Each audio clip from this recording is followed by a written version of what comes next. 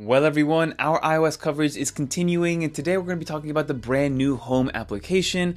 Apple brought a bunch of new revamps, some UI changes, a new look, and some awesome new features into the Home app with iOS 27. So I want to break down exactly what you're getting, who's going to be getting what, because some people might not be getting some of those Siri AI features, and finally, how to get it set up, because there's one thing Apple didn't tell you you needed to do in order to get the new version of the HomeKit application. So let's break this down and get right into it. But now before we continue, if you enjoyed videos like this one, consider subscribing to the channel and help us get to 1 million subscribers. But let's get into it. But now before we get into the application itself, I wanted to mention how to actually get this new version of the Home app, because yes, you install iOS 27 Developer Beta 1 on your phone or your iDevice, but it doesn't automatically come over. What you need to do, and again, it depends on exactly how you have your smart home enabled product set up in your home, but I have an Apple TV 4K, and that's one of my main hubs in order to run my entire smart home, so I actually needed to update my Apple TV to tvOS 27, and then after that update was completed, I then opened up the HomeKit application, and then I got the new splash screen with all the new features that come with iOS 27 and the Home application. So again, it depends on how you have yourself set up. If you don't have Apple TV 4K, but maybe you have a HomePod, then you need to update everything with a HomePod. So it all kind of orbits around how your home hub is set up. But if you don't have anything, then you should be able to just kind of open up the iOS 27 Home application and get all the new features automatically. But now let's look at the app itself. Well, right everyone, I have my iPhone 17 Pro here, and actually I have my iPhone 16 Pro running iOS 26.5, so we can kind of see the differences because this is on iOS 27, this is on 26.5. At first glance, you can kind of see that they look relatively similar, but inside, if you go deeper into some of these options, you'll see that there are some good amount of differences. So I'm going to rattle off some of the things first that Apple said has been improved in terms of a user experience standpoint. So they're mentioning that we have faster accessory pairing, which should help out when you are setting up a bunch of new kind of maybe lights or other HomeKit accessories. We have faster accessory updates as well. So if you have certain accessory updates, if we go in here, maybe go into the settings of one of these light bulbs, if you scroll all the way down, there are some accessory updates whenever you do need to find them, so those should be faster as well, even though they are third-party ones. That's always been the issue for me. If there are third-party accessories, they always take a long time to update, especially some of the cheaper ones. There is improved thread connectivity as well, so if you are using HomeKit-enabled products that are thread-enabled as well, that should be able to connect much faster, which also means fewer no-response situations, because it's funny that we literally have a no-response here with the camera. Of course, if you tap in here, you get the camera feed right away. You press X and then it comes back. Just some of the growing pains that you have with a beta update for now, but everything seems to be working perfectly well. And then also because of all the indexing and because of all the new Siri AI updates that we're going to be talking about, there's more reliable camera storage that you can access through the HomeKit app specifically versus having to go to the third-party app to find all that storage from something that's been recorded previously.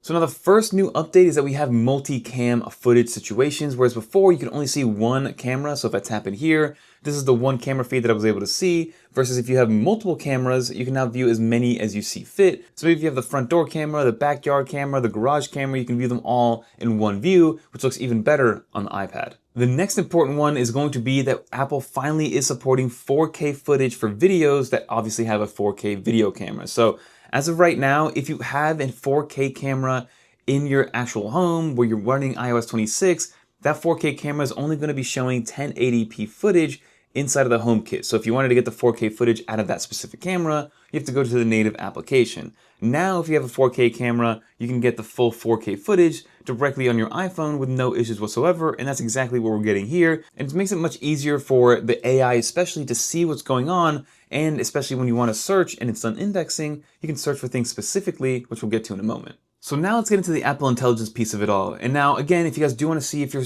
device supports Apple Intelligence, I highly recommend watching this video right here because it goes through everything.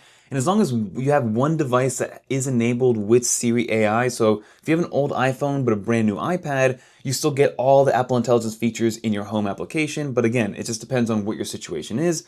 I have a 17 Pro here. You need at least a 15 Pro if you want to be able to handle this from your iPhone. But the first thing is going to be, with that 4K footage, is going to be searchable stuff inside of video streams, both in the live format and then, of course, if you have previous storage or something that happened in the past. So as of right now, weirdly enough, it does not work because I guess things are still indexing. But you can see that we have a brand new UI. So compared to this one, we go over here, you tap on the camera feed itself, the UI does look different. There is a dedicated search button here with the new iOS 27 update because you will be able to search inside of here for things that are happening. So for instance, one of the things that you can search is if there is a delivery, or maybe there's something on this TV, or a certain person walks in, Apple Intelligence will know who that person is and it'll search it and then find that moment in time and then give you the rest of the footage. So I mean, if you type in package, right now literally nothing is showing up any results, unfortunately, but this is the new UI that's coming in there. And then also they added another little kind of toggle area here for quick action. So if you are in the section, or you are in the video flow of this, you can tap on here and get some accessories that are nearby to where the camera is. So maybe you want to turn on the light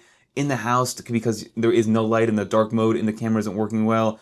Or maybe you see that the TV is on and you're able to turn off the TV directly from here because it is a nearby device. So at least it lets you see exactly what's going on from that aspect, which I love to see, to make things, again, a lot easier to navigate as you are using your HomeKit system. Another thing that's going to be happening with the HomeKit application is going to be smarter notifications. So for instance, every single time my door opens and closes, I have two things happening. I have my actual smart lock that's unlocking and relocking itself, and then I also have a door sensor. So when that door cracks open and gets closed, I get notifications for every single instance of that. So you can see here that can get very redundant, and Apple did show some kind of situations where that happens to a lot of people. Like if I walk out the door, that's 4 notifications happening in one time because I am opening the door and I'm unlocking the door itself.